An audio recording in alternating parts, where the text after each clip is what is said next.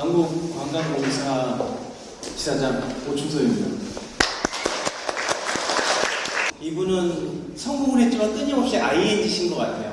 저는 과거 별로 좋지 않아요. 지금 무엇을 하고 있냐, 오늘 무엇을 했느냐, 오늘이 마지막인 것처럼 살아야 된다고 생각해요. 근데 이분은 그런 것 같아요. 위치가 아니라 위칭. 성공 중이신, 아직도 히딩크 감독님에 의한 헝그리 정신이 있으신 것 같아요. 호기심 천국. 예, 조준기 대표님 소개드리겠습니다.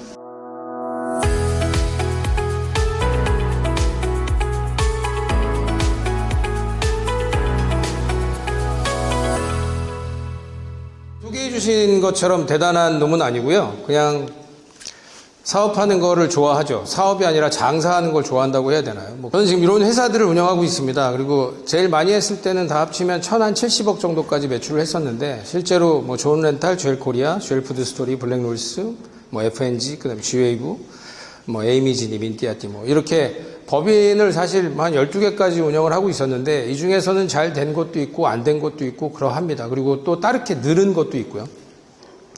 지금 현재 홍대에는 이런 사옥을 조그맣게 하나 가지고 있고, 일산 같은 경우에도 이런 조그마진 않습니다. 연면적이 한 1,300평 되니까 작지 않은 건물을 하나 또 짓게 됐고, 그렇게 살고 있습니다. 그리고 저는 되게 억세게 운이 좋은 게, 여기 골프 치시는 분들 많이 있으실 것 같은데, 제가 2006년도에 전 세계 6번째로 한 라운딩에 홀인원 2번 한 놈이에요. 그래서 연합뉴스에도 나고 막 그랬는데, 타이틀이 억세게 운 좋은 사나이 이렇게 해가지고 떴어요. 그래서 전반에 하나, 후반에 하나. 되게 특이한 캐릭터죠.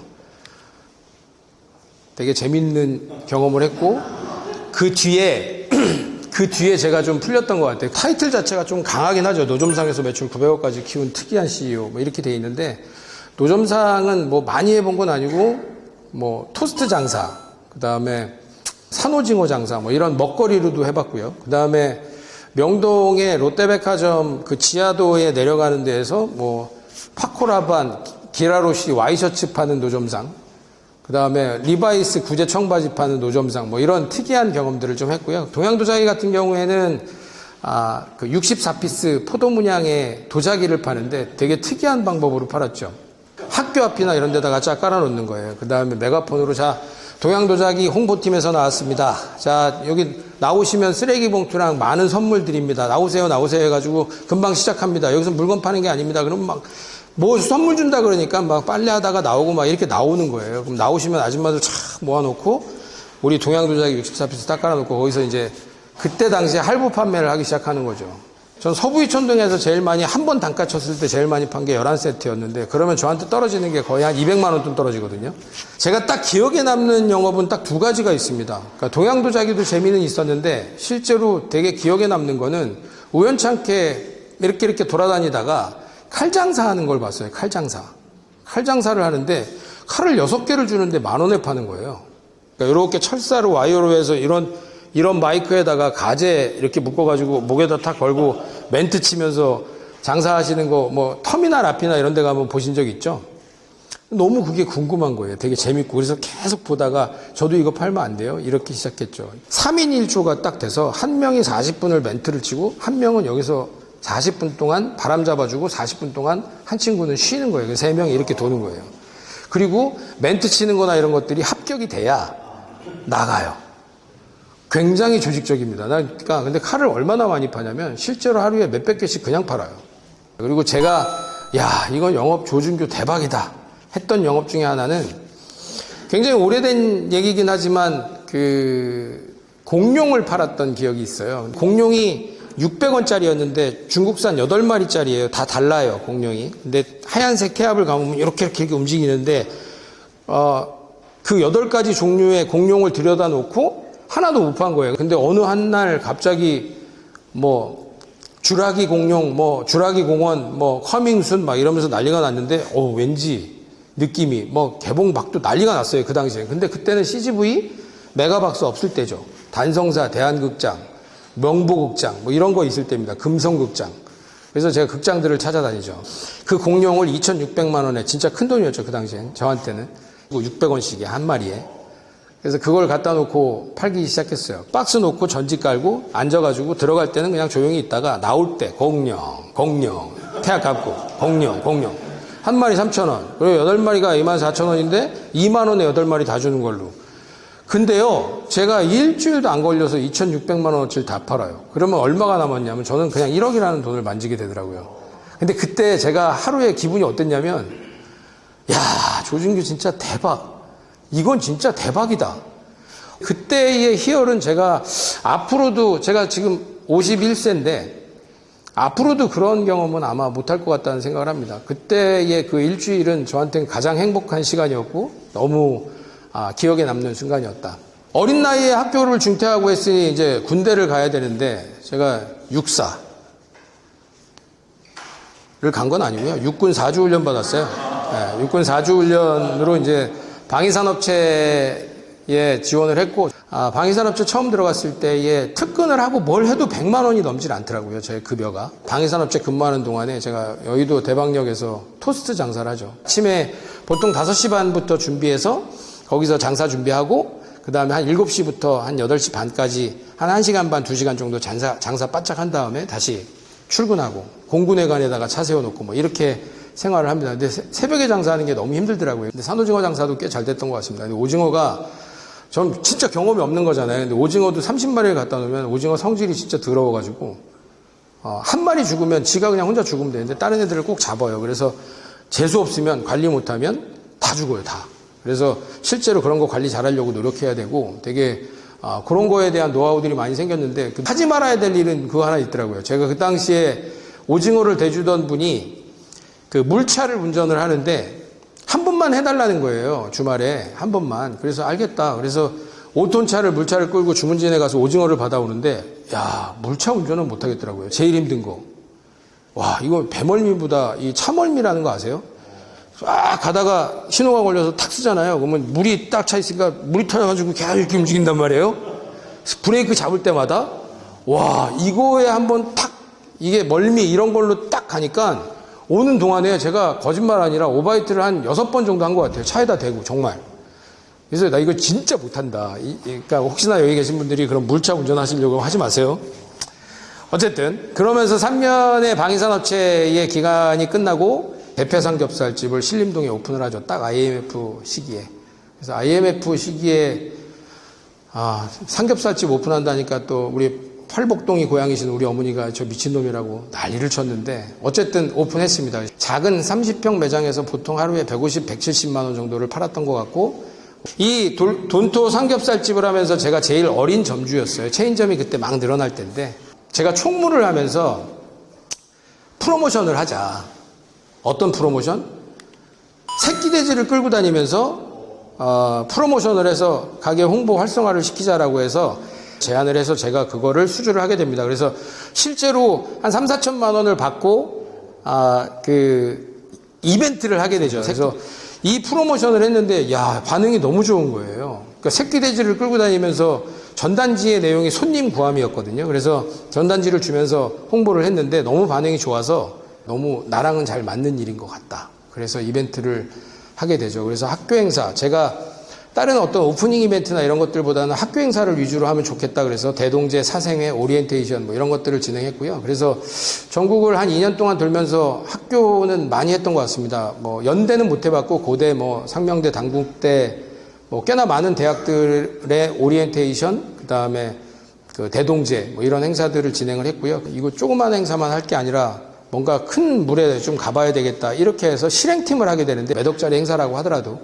그 행사를 모든 섭에서부터 모든 것들을 다 하는 코디네이터 같은 역할을 하는 실행팀을 하게 되었습니다. 그래서 실제로 대기업 행사들을 많이 진행하게 됐고 그 유명한 2002년 한일 월드컵 시청합 행사 같은 경우에 저희가 실행을 했습니다. 전체 기획을 했다라는 얘기를 하면 제가 거짓말이고요. 저희는 전체 메인 무대 운영 실행을 했고 간단하게 그거에 대한 개요만 말씀드리면 시청합의 응원전은 SK에서 돈을 다 댄 겁니다. 나라에서 돈을 대거나 이런 거 하나도 없습니다. 왜 그 말씀을 드리냐면 원래 월드컵에 대한 그 이슈를 만들자라고 해서 사전에 한 6개월 전부터 프로모션을 저희가 했습니다. 그러니까 비더레즈라고 해서 뭐 윤도현 필승 코리아 이거 만들고 전국의 스팟, 그러니까 핫스팟들을 돌아다니면서 LED 탑차가 응원전을 합니다. 그래서 그리고 나서 첫 번째 폴란드전이 대학로에서 길을 막고 하게 되는 거였어요. 폴란드전이. 대학로에서 어떻게 돈을 썼다? SK가? 그때는 통신사가 돈 막 뿌릴 때잖아요. 그때 만약에 우리 대한민국이 폴란드를 이기면 SK가 쏜다. 이래서 3만 원씩 SK 고객이라는 것만 인정하면 어떤 펍에 가서도 3만 원씩 먹을 수 있었어요. 근데 그 당시에 3만 원이면 적지 않은 돈이었거든요. 근데 폴란드전을 이기고 만 겁니다. 그래서 그 아내가 난리가 났죠. 난리가 났죠. 그러고 난 다음에 시청에서 전화가 온 거예요. 야, 시청으로 와. 그때 행사가 너무 예뻤거든요. 너무 좋았거든요. 대학로를 맡고 했던 행사가. 그래서 시청 앞에 세팅이 된 거고, 실제로 메인 무대 운영을 하면서 목돈을 만질 수 있는 저한테는 찬스가 됐던 거죠. 계속 이겼잖아요. 생각지도 않았던 설마 했는데 4강까지 갔잖아요. 마지막에 독일전 할 때 진짜 막 눈물이 다 나더라고요. 그리고 뭐 제가 아까 말씀드렸던 것처럼 뭔가 안주하지 않고 여러 가지 한다라는 게 이 이벤트 회사를 하면서도 뭔가 다른 것들을 해봐야지라고 해서 그 삼겹살 집에 경험이 있다 보니까 돼지갈비집이 자꾸 하고 싶어가지고 스카이돈이라고 해서 그 3인분에 9,900원 돼지갈비집을 제가 오픈을 해서 6개월 만에 19개 점까지 만들어 봤고요. 통신 쪽을 버리지 않다 보니까 통신 쪽에 관련된 일들은 지금까지도 하고 있는데요. 뭐 국제전화 카드 지금은 이제 다 사양이죠. 그래서 외국인들이 우리나라에 와서 실제로 전화를 할 때 지금 카카오톡 보이스톡이나 뭐 이런 것들로 하는 그 팻톡이나 이런 것들로 하기 전에는 다 국제전화 카드를 그러니까 프리페이드 카드를 사서 보통 자기 전화에다 심고 통화를 많이 했는데 그 카드를 저희가 만들어서 유통을 했고요. 그 매출액 자체가 뭐 약 한 800억 정도? 그러면서 이제 통신사에는 지금 제일 메인으로 하고 있는 일들 중에 하나는 그 우리가 보통 분실 파손 보험 하시잖아요. 휴대폰. 예, 그거 저희가 처음 만들었어요. 그래서 실제로 그 분실 파손 보험을 지금 14년째 저희가 하고 있고요. 지금 현재 KT 거를 하고 있습니다. 그래서 저희는 그냥 보험의 대수료를 받아서 만약에 뭐 KT를 쓰고 계시다가 전화하시게 되면 만약에 잊어버렸다. 그래서 나 잊어버렸는데요. 그러면 조회해서 전산상에 뜨는 거면 보상을 이렇게 해드리겠습니다라고 하는 전화를 받는 상담원들이 다 저희 직원들이라고 생각하시면 되고요. 그런 부분에 대해서는 대수료를 받아서 큰 돈은 안 되지만 그냥 꾸준하게 할 수 있는 지금 그쪽 직원이 약 한 500명 정도 됩니다. 이런 일들을 하고 있고 건축도 좀 하고 있고 식품 제조도 하고 있고 웨딩도 하고 있고 한식 카페도 하고 있고 GL 미디어는 망했고요. 그 여수 순천 광양에 버스에 달려있는 TV를 제가 다 운영했는데 그 지방에는 광고를 안 해요. 저 지금 4년 5년 동안 계속 돈 꼬라박다가 접었습니다, 솔직히. 그래서, 그리고 거긴 좋은 도로만 다니는 건 아닌 것 같아요. 그래서 자꾸 막 비포장도 다니고 그래서 자꾸 AS도 많이 생기고 서울하고는 조금 다른 것 같아서 그래도 끝까지 견뎌보려고 했는데 조금 어려움이 있어서 여수, 순천, 광양에 370대 총 대수를 합치면 373대인가 그렇거든요. 근데 거기에 다 달았다가 사실 지금은 조금 힘들고 그 지역에 있는 꿈꾸는 사람들이라는 분들한테 당신들이 잘 마무리하고 정리해서 운영하시라고 해서 그냥 아무 조건 없이 넘긴 상태입니다. 또 한 번은 제가 타이거 슈가를 했죠. 메일 보내고 했는데 답이 없는데 한 1년 지나서 답이 왔어요. 마스터 프랜차이즈 계약을 저희가 따고 맨 처음 강남점을 열었는데 강남점에서 12평 매장이거든요. 월세가 1,200만 원 정도 되고 강남역 CGV 뒤쪽에 있는 그 매장인데 하루에 뭐 많이 파는 날은 1,500. 그러니까 한 달로 따지면 한 3억 5천, 3억 6천 이렇게 팔더라고요. 그러니까 아침 10시 반부터 사람들이 웨이팅 줄 서 있고 이렇게 되는 그림들이 있어요. 그래서 야 이거 대박인데 그래서 이제 막 겁없이 제가 직영점만 12개를 막 늘려갑니다. 그래서 제일 좋은 자리에 막 해운대 빡, 동성로 빡, 대학로 빡 이러면서 다 했는데요. 코로나가 빨대로 먹어야 되는 거 안 되더라고요. 그래서 실제로 지금은 여의도 IFC몰에 하나 남아 있고요. 그것마저도 지금 뭐 그렇게 수익이 나는 구조는 아닌 것 같고 그때 결심했죠. 안 된다. 이거는 끝난 것 같고 정리하자 그래서 매장 뭐 권리금이고 뭐고 다 포기하고 그냥 다 매장 철수 뭐 이렇게 해서 진행을 다 11개를 철수시켰고 손실을 많이 봤습니다. 근데 뭐 손실 볼 때도 있죠. 뭐. 근데 요거 보시면 되게 매장이 여기가 대학로 여기는 강남 청담동 이게 강남역 여기가 강남역 여기가 청담점 뭐 이렇게 돼 있어요. 다 망했어요. 뭐 보실 거 없습니다. 예. 요 최근에 하는 일들 말씀드릴게요. 저희가 GLCOM 5G 실감형 컨텐츠를 저희가 마스터 플래닝 작업을 했고요. 간단하게 말씀드리면 그 안에 창원 마산에 있는 그 메타버스 환경을 구축하는 거예요. 그래서 실제로 거기에 시민이 메타버스 자기 아바타가 들어가서 마산 어시장에 들어가서 내가 광어를 사고 싶다. 광어 클릭 우리 집에 배달해줘. 이런 환경을 만들고 있는 거예요. 근데 서울시도 있고 막 만들죠. 근데 작년부터 저희가 만들어서 납품을 하고 있는데 환경이 이렇게 바뀌어갈 거라는 생각을 합니다. 역사적인 엑스포의 두바이 엑스포에서 한국관 운영을 저희 회사에서 했습니다. 원래는 맨 처음에 OT 나와서 저희가 비딩해서 들어갔을 때는 운영이 150억 정도 됐던 건데요.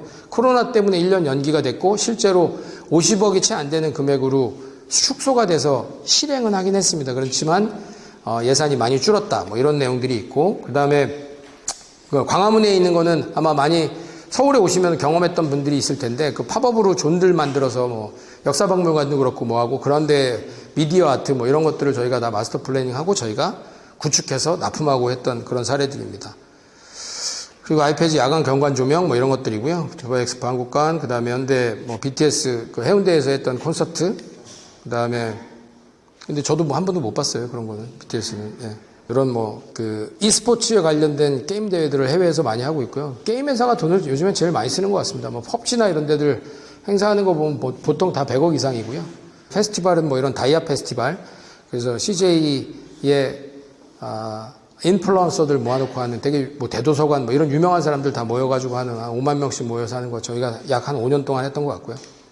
그다음에 이제 하다 보니 이제 저희가 건축 인테리어를 하는데 이거는 뭐 이것저것 다 해야지라고 하는 걸로 이해하시면 안 되고요. 실제로 저희가 무대 세팅을 하다 보니까 그리고 파빌리온을 짓고 뭐 하다 보니까 외주를 주는데 너무 피드백이 늦는 거예요.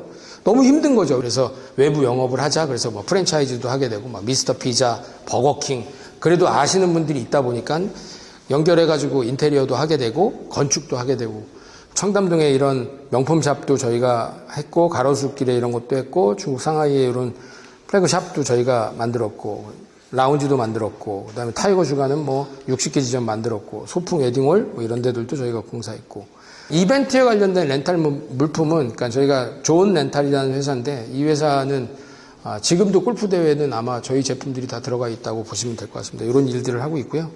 그러니까 비행기까지는 아닌데 하여튼 이쑤시개에서부터 우리의 슬로건 이쑤시개에서부터 비행기 렌탈 가능 뭐 이건데 그것까지는 아니고요. 그냥 행사에 관련된 모든 물품들 뭐 이런 것들을 저희가 렌탈해주는 회사가 덕소에 있습니다.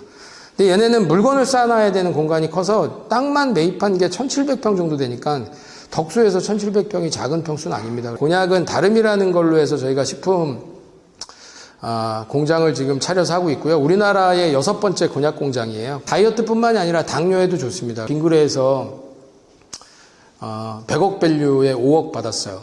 그러니까 처음 투자를 받아봤는데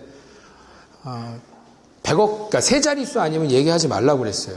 근데 먼저 5억을 꼽더라고요. 5%만 넣겠다고. 그래서 처음으로 제가 투자를 받았던 회사라고 생각하시면 되고 되게 이거에 대해서는 제가 최고로 열심히 하는 일 중에 지금 요즘에 하나라고 생각하시면 될 것 같습니다. 제가 이렇게 살아왔던 내용들 뭐 그냥 주저리 이런 일들 저런 일들 하고 있다라고 말씀드렸습니다. 근데 제가 살면서 되게 중요하다라고 생각하는 거를 말씀드릴게요. 저는 그렇게 생각합니다. 그래서 관계 형성 상대방과 나의 성격을 알면 성공할 수 있다. 이거 아무것도 아니고 다 아시는 내용이잖아요.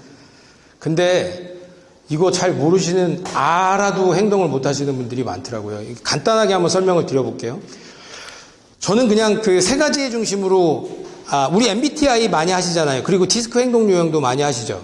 근데 그거는 뭐가 됐든 그들한테 뭔가 설문지를 주고 너 무슨 형이야? 이렇게 알아야 되는데 그냥 우리가 외관상 보면서 그래도 좀 캐주얼하게 확인할 수 있는 것 정도는 우리가 인지하고 있으면 되게 좋다 이런 생각을 합니다. 그래서 실제로 사고 중심으로 하는 지식을 에너지로 쓰는 거는 머리형, 그 다음에 가슴형, 감정 중심, 그 다음에 본능을 중심으로 하는 건 장형. 윤태익 교수가 이야기한 내용인데요. 잘 한번 주변에 있는 사람이랑 매칭해서 한번 보시란 말이에요. 근데 머리형은요. 되게 논리적인 사고를 가지고 있고 지식을 판다고 했잖아요. 쉽게 얘기하면. 얘한테 무식하다라는 얘기하면 되게 싫어해요. 근데 이런 사람들은 어떤 사람들? 교수, 예를 들면 선생, 아니면 뭐 공무원들 중에서도 머리형들이 많으세요. 그리고 가슴형 가슴형은 어떤 사람들이 많을까요?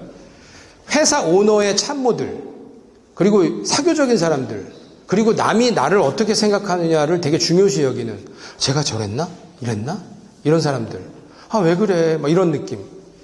그리고 장형 같은 경우에는, 야, 운동이나 해! 아, 소주 먹어! 막 이런 식의 남자, 막 이런 운동선수, 뭐 건축업, 뭔가 좀 일을 할 때에 좀 조금은 공격적인 사람들이 대부분 장형이 많죠.